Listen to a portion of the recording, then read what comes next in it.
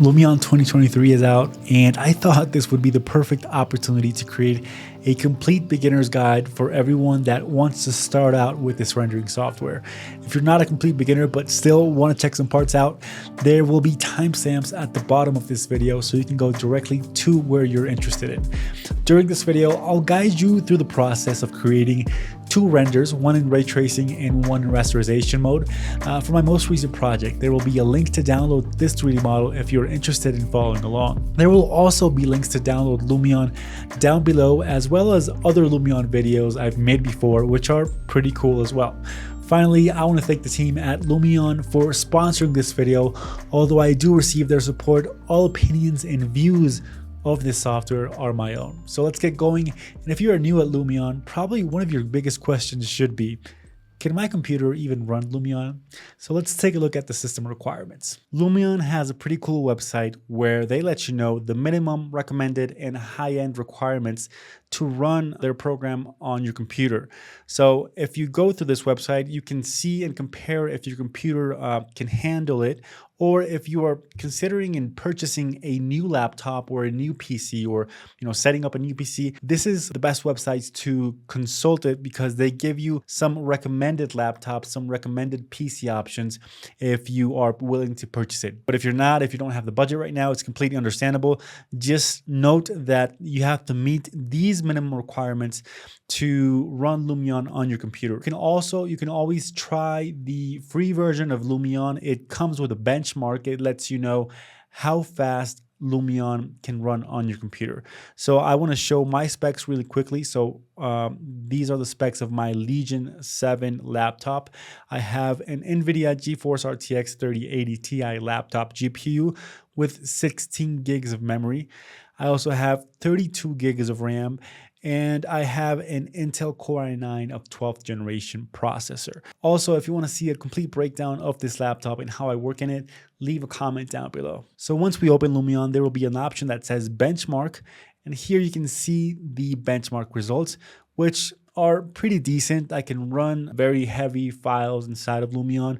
Obviously, this is not a high-end laptop, not to work on very big, dense urban projects, but for now, that will do. Now let's talk about the main interface of Lumion. So this is a new homepage inside of Lumion, which looks pretty cool if you ask me. Dark color just makes you concentrate much more on the images. Also, we have, to create a new file, some examples, the benchmark, some tutorials, and maybe most recent articles, most recent news from Lumion. And here we have the settings tab, which is one of the most important tabs that you will have to know about inside of Lumion. Depending on your computer, depending on how fast you want it to run, I would recommend you edit the quality, the resolution, and all of these options right here. You might want to play a little bit with them to see how your computer handles this best. I always leave my editor quality at 3 stars, my editor resolution at default, and sometimes when I have a lot of trees and a lot of assets inside of my model, I turn the use proxies option on, but for now I have it in off. So let's click on create new project. Here you will see different types of environment depending on the project that you want to choose. I'm just going to choose a plain environment. So this is the build mode inside of Lumion. Here you will be able to place materials, place some assets,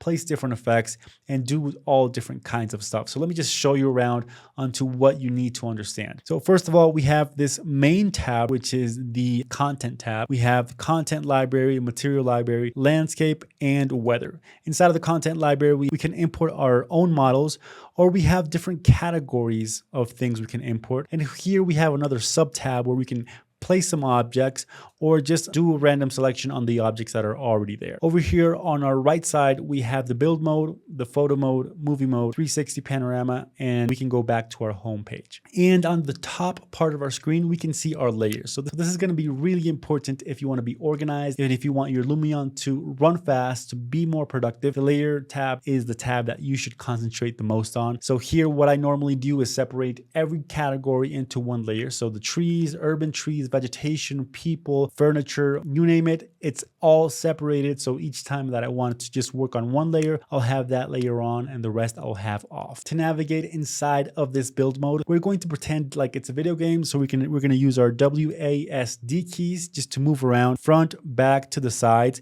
and our Q and E keys to move up or down. You can also use the shift button to move faster throughout the space, or our spacebar button to move just a little bit slower throughout the space as well. Now let's take a look at our project. So here I have my project open inside of SketchUp. As you can see, it's a really basic model that doesn't have any specific materials. Also, I don't have any specific context whatsoever. Here you will see some of the past images I've done with the same model inside of Lumion. And I want to create, some different images for this project. And what I need to do is import it inside of Lumion. So depending on the 3D software that you work with, you will have a specific Lumion LiveSync plugin to import directly your project inside of Lumion. So to make this work, you just need to install the plugin and click on play. Then we just have to wait for the program to load inside of Lumion while we have a new project right here. And that's basically it. So here I have the base project. This is how my model looks right now. If I wanted to move it, I could just use this gizmo, which is new in Lumion 2023,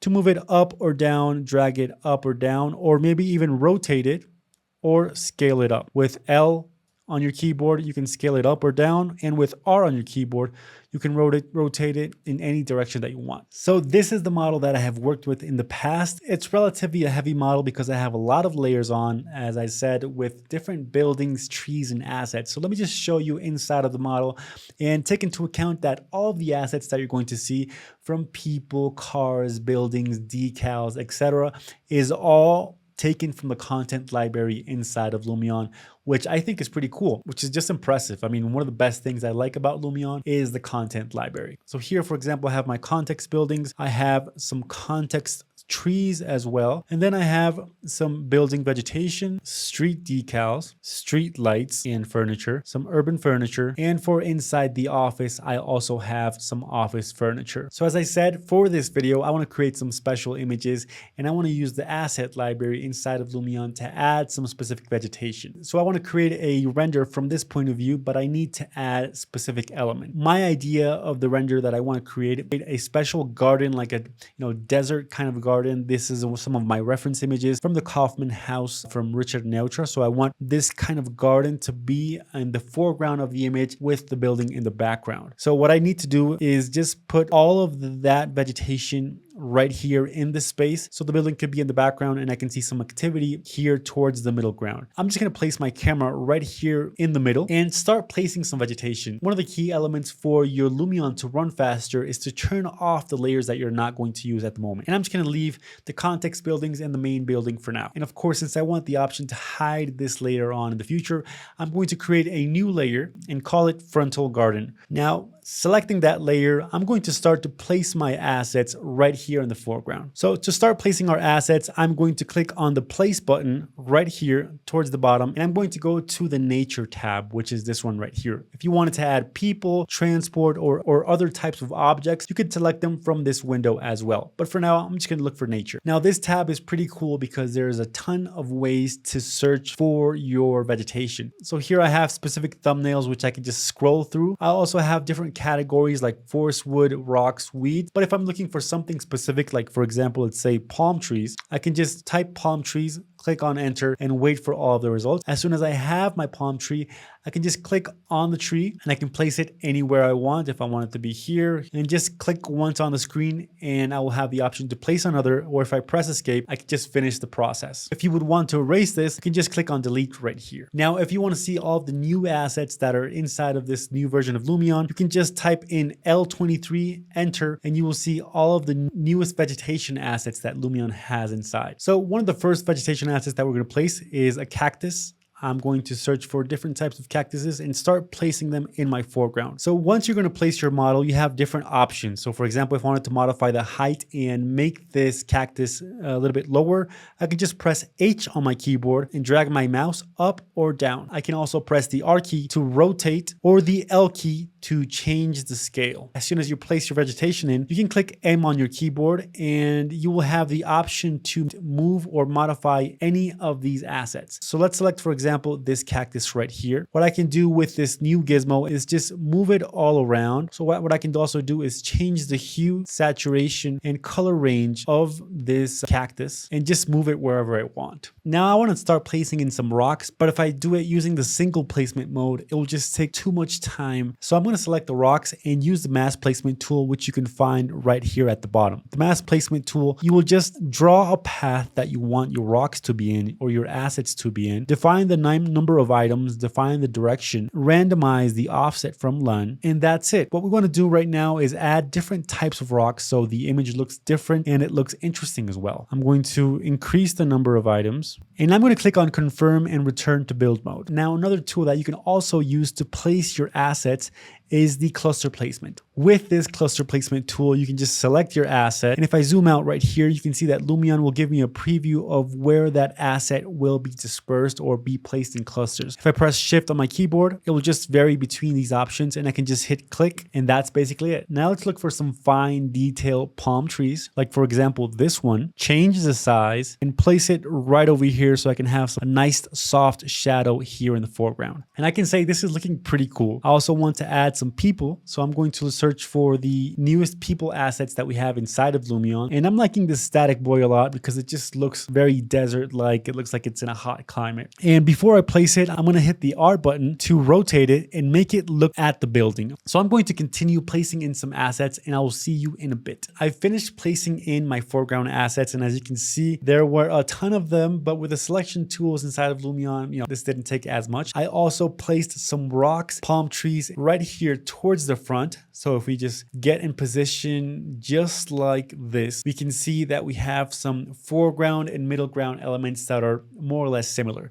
Now, if I turn my trees back on, and also if I turn my building vegetation back on, you guys can start to see this is looking pretty awesome. So I'm going to turn all of my basic layers back on. And as you can see, I have a layer that says lamps, which are the lamps that I've put that are inside of the building. So if we just look inside of the building, you will see that I have some lamps placed inside. And if I click on the lights option and click on select, I will be able to select each of these lamps and modify its properties. So one of the things that I think are interested inside of this Lumion 2023 is that there's now a unified unit system to measure the light intensity. Also, I can select all of the identical objects that I have inside of the scene. Like for example, here, I've selected all the lights, maybe make them less bright, modify the shadows, the light source, and the cone angle. If you want a more in-depth tutorial on how lighting works inside of Lumion, comment down below. Okay, so now let's take a look at the material tab and how to add, modify, and change materials inside of Lumion. Now, let's say I want to change the material of my facade. The first thing that I'm going to do is I'm going to go to my materials tab and I'm going to select my facade material, which is this one right here. Here we can see that Lumion gives us two different options: to add a new material or go to settings and modify our current material. So if we go to the materials library, we can also search for a specific material that we want. For example, let's say brick material, click on enter, and here I'll have all the bricks that I have inside of the Lumion library. I can also create a new material from scratch, go to new, click on standard, or if I would want to create a glass material, water, landscape, billboard, invisible, or waterfall material, I could also do it inside of Lumion. I also have a landscape option to add landscape materials like grass, 3D grass, leaves. Wow, this is a really green building. Asphalt, soil, or rock. So let me just go to my materials tab again and search for brick. So I'm going to go into my stone category. Here I have a folder that says bricks, and I want to search for a brick that has some cool displacement for my images. Now, a nice trick to identify which materials are best in terms of displacement is this D letter that you will have towards the bottom right thumbnail of your image. If you use these materials, it means that they are optimized for displacement for close-up views,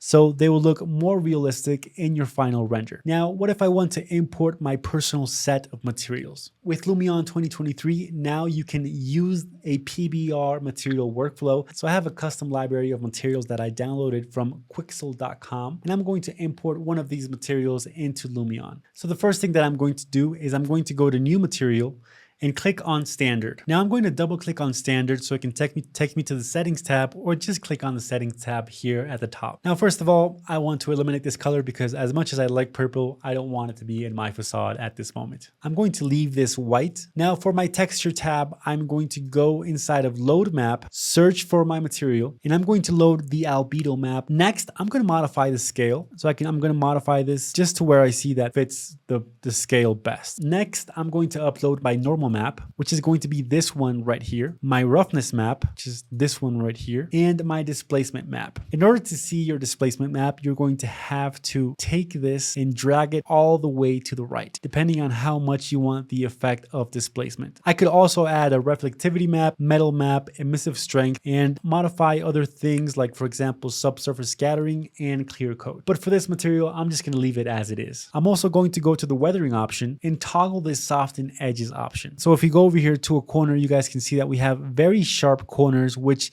in real life is not that realistic. So if I just augment this just a little bit, you'll start to see how my edges are softened just a little bit. I can also use the weathering option to make this look a little bit old, denote that it's been used for some amount of years. I don't want to be too exaggerated on this effect because it can start to look fake pretty quickly. And as soon as I'm finished selecting my material, I can just click on save changes and that's it. Another new feature that we have inside of this new Lumion is how we can modify the glass. So if I select the glass right here, you can see that I have the option to augment or decrease the distortion on my glass. So this is pretty cool. Let me just show you how it works. If I have it at 100%, this is how it would look like from the inside. And if I have it at 0%, it will just look like a very thin glass. So something around these lines would make it look much more realistic. Now, take into account that at the moment of releasing this video, the glass material is not fully supported inside of a ray tracing workflow, but we're hoping that in the future it's going to be implemented. One other cool tip for your materials is using the clear coat option, for example, in your floors. This will just make it look a little bit more interesting and have a more glossy finish. Now, before we jump into photo mode and take out some cool renders out of this picture, I wanted to explain very quickly how the landscape and the weather tab works. So if we go inside of our landscape tab, we can see that we have different options like modifying the height, adding water, adding ocean, landscape grass, using the OpenStreetMap to add your own custom maps inside of Lumion, and also painting in some landscape. Let's see how this would work in this project. So let's say that I want to add some mountains here in the background. What I would do is increase the brush size just like this, increase the speed, and select the raise option. Once I do this, I can start painting in my mountain just like this and just start creating my mountain. If I wanted to look more realistic, I can use the jitter option just to give it some imperfections and not make it look as smooth. And if I want, I can also go into my paint option and, for example, start painting in some different types of textures, maybe like rock, sand, side rock, etc. And now the weather tab helps us visualize in real time how our project looks with different weather conditions. So I can use the real skies option to just add different types of personalized skies, like for example, an overcast sky inside of my project, how it would look. And I can change the sky brightness and I can change where the sun is coming from. Or I can also toggle and start changing the sun direction and the sun height. But for now, I'm just going to leave the real skies and I'm going to leave this sunset view. Okay, so let's talk about photo mode. We are going to click on the photo icon right here and I'm going to just walk you through the photo mode interface, how it works, and what you should look out for. So first things first, the main viewport. Here we can see our project, have a preview of what the final render is going to be like. Here we have some options to customize our final image, like the eye level, the focal length, the heading of the image, the pitch, and something new in Lumion 2023 is the aspect ratio. You don't have to import your own personal aspect ratios anymore. Here you can have them. So for example, I can click on one by one and I have an image that is going to be ready for Instagram, your social media, your stories. And here I can also flip my aspect ratio to however I want. So if I want to publish a story, click render, and that's basically it. Now, if you're running a heavy project, if you want to save some time, there is a toggle option to turn off or on your photo effects. So once you go inside of here, if I had any effects here in the effects tab, it will turn them all off and just give me the normal preview mode, which would obviously save me a lot of time and make my laptop perform a lot better. Now here towards the bottom, we have our thumbnails, our scenes. We can store different cameras, store different renders, copy them, or import our cameras. And let's say that I want to save this point of view exactly, which is the point of view that we're going to be working on. I'm just going to click on store camera. And that's basically it. If I wanted to update in the future, I would just move it a little bit and store the camera again. Now, if I want to copy this photo, I can just click on these three buttons, copy the photo, paste the photo, or delete this photo. And here towards the top, we have custom styles. So these are styles that Lumion has preset for you. And depending on the image that you want to take out, you can select any of these styles and it will just import a set of effects that are ready to render. So for example, I want to select the realistic option. I just select it and I have all of the realistic options right here. I toggle my effect options on, click on the preview mode right here inside, and in less than a minute, I have a pretty decent render. And once I'm done, I can just click on render photo, click on desktop, select where I want to save it, and I click on one. So if I click on open folder and open the image that I rendered, this is a pretty decent image, a very good image that I have for just hitting the effects very quickly. So I'm going to press OK and go back to my photo mode build, and I'm going to clear all of these effects. So I'm going to go over here to the tab and say clear effect list. What we're going to try to do is we're going to try to do the same render with the ray tracing mode versus the rasterization mode. The rasterization mode is the mode that Lumion has always worked with, and the ray tracing mode is the new mode that Lumion 2023 has, which makes it work like a different render engine completely. It's a really cool feature that it's still in the works, but for interior renders, it works pretty cool. We're going to test it out and see how it looks with exterior renders.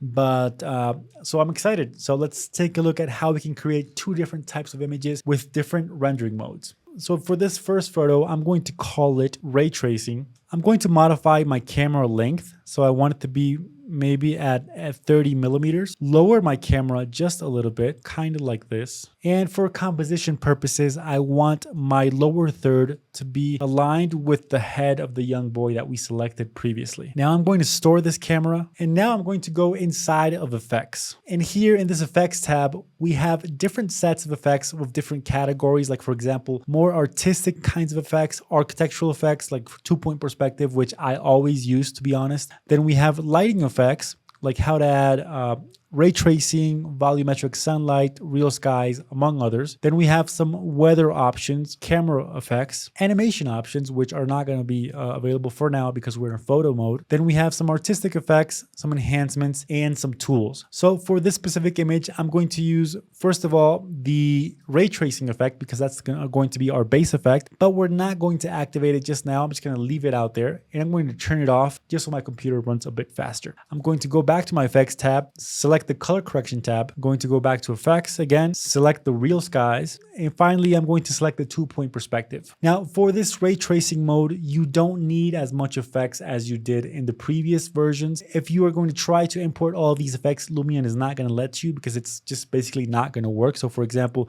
if I wanted to import some hyperlight and I wanted to turn on my ray tracing effect, it will just disable the hyperlight effect, and that also works with skylight, shadows, and some other effects. So for now, I'm just going to remove it from my effects list, and I'm going to select my real skies. So for my real skies, I'm going to select a morning sky, maybe kind of like this one. Change the heading of the sky. So I want something like this where the building is lit up by the sun and the foreground is more or less in the shadow. That way we have a layering of sorts and our eyes get directed towards the building and they don't stay in the foreground. One effect I forgot to put was the layer visibility. And here what I can do is I can turn on layers that I had not turned on from the build mode, but I don't necessarily have to go back to the build mode, turn them off, and then go back again to the photo mode and turn them on again. I can just add this layer visibility effect and turn on, for example, let's say the building lamps. I can turn on the office furniture, some curtains, and that's basically it. Now, if you were to render this image just as it is, it would not look very interesting. This is how it looked. But if I turn on the ray tracing effect, it would look completely different. So let's take a look at the ray tracing effect and how it works inside of Lumion. So we have 3 different options. So here we have the number of samples, the number of bounces, the number of times we want our light to bounce around in the render, and we have a denoiser option. So for the denoiser, I always recommend you have it on. Now, if you don't have a night image or an image that is having trouble getting a lot of light, I recommend leaving the firefly reduction all the way down to 0. And for the number of samples, this really depends, and bounces, this really depends on your computer and how high quality you want your final image to be. You can leave it at 512 samples, but your render is going to take a little bit more, or you can just leave it maybe at half of its value or a little bit less, but the quality is going to diminish as well. We can modify the number of bounces, but I always leave them at 8. And let's leave, for example, this image at 300 samples. Now, if we click inside of this image to have a preview, we can start to see that this image, it's just looking really, really good with only 4 effects. So let's just go back and let's modify the color correction effect. One of the cool things about this new color correction effect inside of Lumion 2023 is this histogram right here, which tells us the value of colors, brightness, and contrast inside of our image. And if we toggle this highlight clip and this shadow clipping, we can see all the places that our image is having maybe too many dark spots or too many bright spots. And here I can modify it. Like, for example, I have too many shadows right here. So I can just increase them, maybe increase the midtones just a little bit. And I can also increase the highlights. And of course, modify the exposure as well. I'm just going to leave it maybe at a -0.6. I'm going to leave the saturation and vibrance just as it is and activate the auto exposure mode. After we have this ready, I want to add one final effect, which is the depth of field effect. So I'm going to go into my camera option, select depth of field. I'm going to turn the ray tracing off for now. And here I can edit the focus point or select autofocus. So if I increase the amount, you guys can see where the camera is actually focusing. As soon as I have my depth of field option on, I'm going to enable the rasterization effect. Now, as soon as I have my photo ready to render, I'm going to click on render photo. If I want to modify it later inside of Photoshop, I can save any of these maps. Like now at the moment for ray tracing, I can only save my image up to this resolution. I can't render it in poster mode or 4K. But what I can do, and one workaround for this option, is to copy this clip, copy this photo right here. We can go inside of movie mode. We can click on record, add a camera frame, and click on save clip and go back to movie. Now here we can click on paste clip, and it's going to paste the photo with our exact same settings. Now I'm going to go into render movie and I'm going to select image sequence. And as you can see here, we can save up to 4K resolution and name this render ray tracing 01 and click on save. Okay, so our final render is done and this was the result that we had. I think it's pretty cool. I think it looks pretty interesting. I may need to tweak some stuff here and there, but the basic composition, the basic color, the feel of ray tracing is in the image.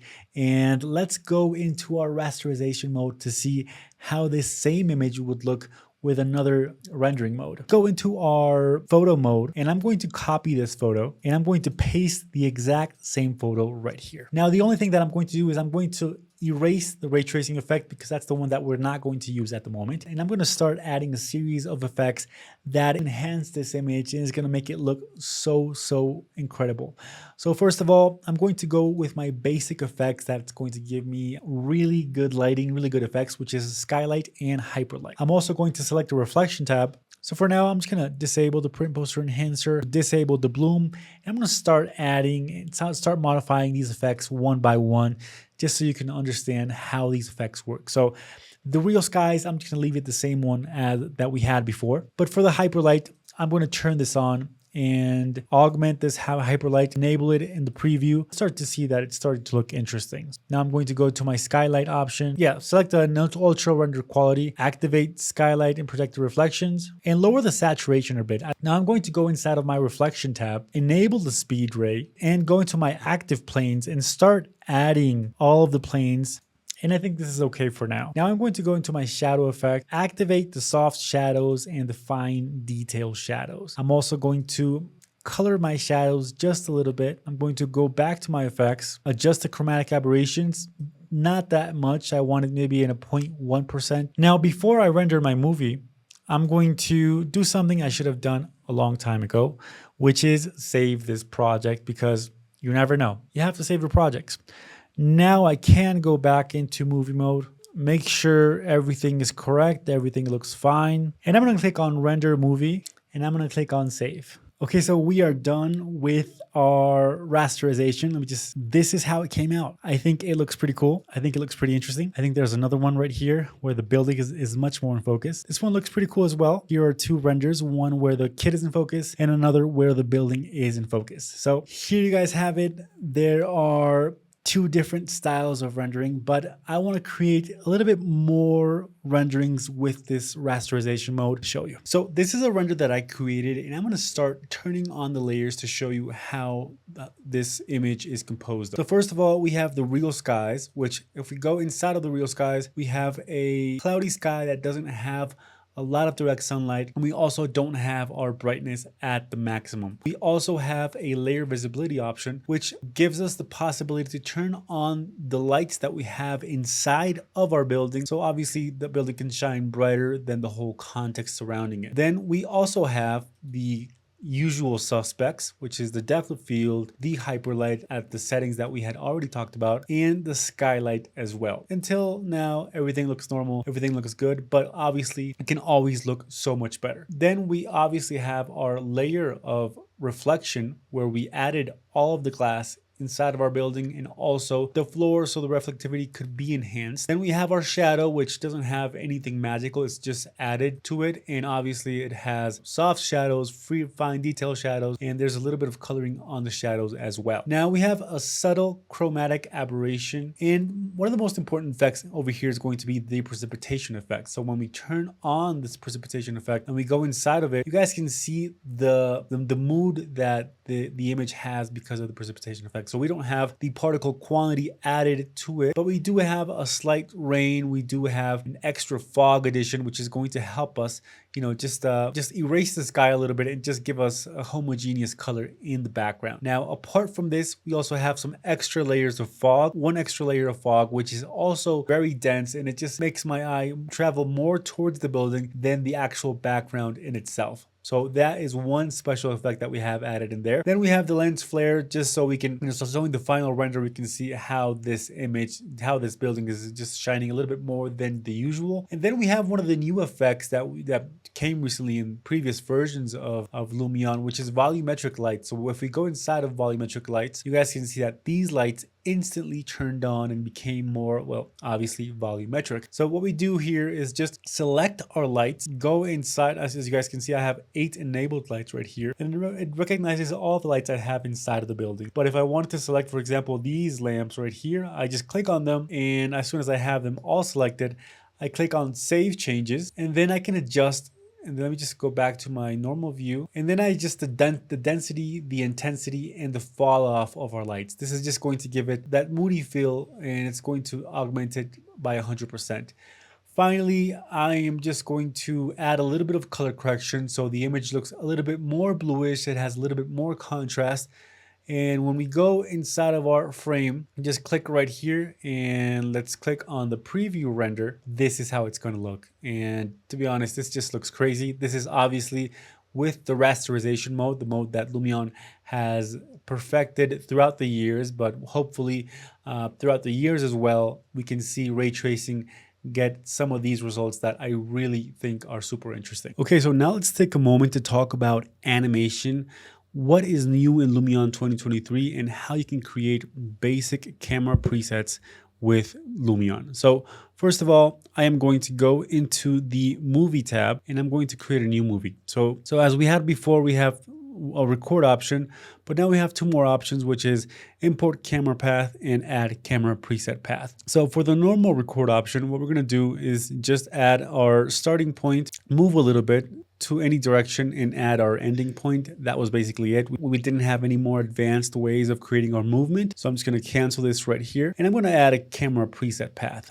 Within this camera preset path, we have 4 different options. The first option is the orbit path. So if we go to free cam, so we can just move around with our camera, and if we center the main building in the frame just over here, and we click on focus point, set focus point, then Lumion is going to give a path that we should follow. So we click on path, and we click on play, then it's going to orbit around the building or around the object that I center it towards. So that is our first option. Our second option is the dolly shot. The dolly shot is basically our camera moving from left to right or up and down. So let me just show you how it works. So let's say that I have my dolly shot right here, and I'm going to set my camera in front of this building. I'm going to set the current camera as a start point, and I'm going to set the current camera right here as an end point. So here I can just go to on path, click on play, and my camera is just going to move side to side, and I can modify the heading, modify the pitch,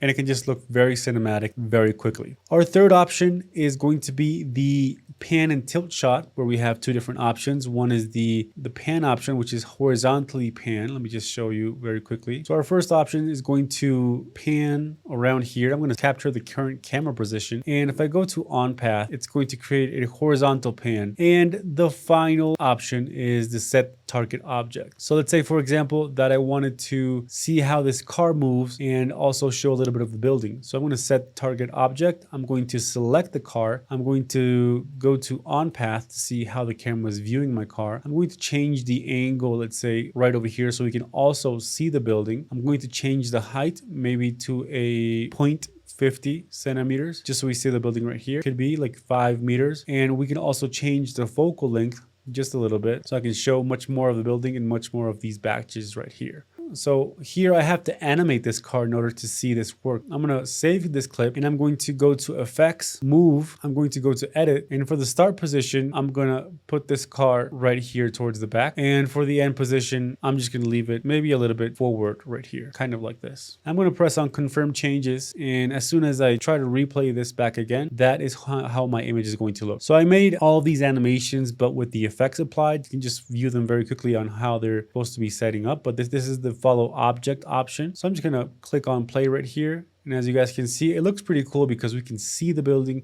and we can also see the car's in focus. This is all done with the same effects, right? So this would be the first one. Then we have the orbit shot, which, as I told you guys, it's just going around the building or around a focus point.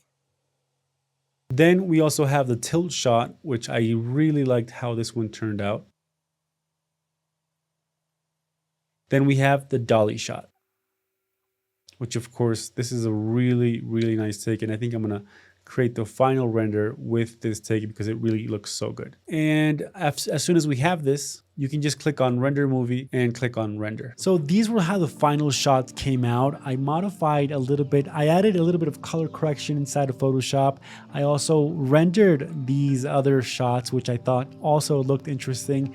And I did all of this with the rasterization mode and also with the ray tracing mode. Remember, you can download Lumion in the links down in the description. You can also see other videos that I've made that are a little bit more advanced in terms of Lumion, which you can also learn from down below. And let me know, what do you think of Lumion 2023? And I'm excited to know your opinion on it. Did you guys like the images? Which one did you like best, the raster mode or the ray tracing mode? And that is basically it. If you want to see more Lumion videos, there's a playlist that I'll put right here on the top. And that's basically it. Thank you guys for watching, and I will see you in the next video. Bye.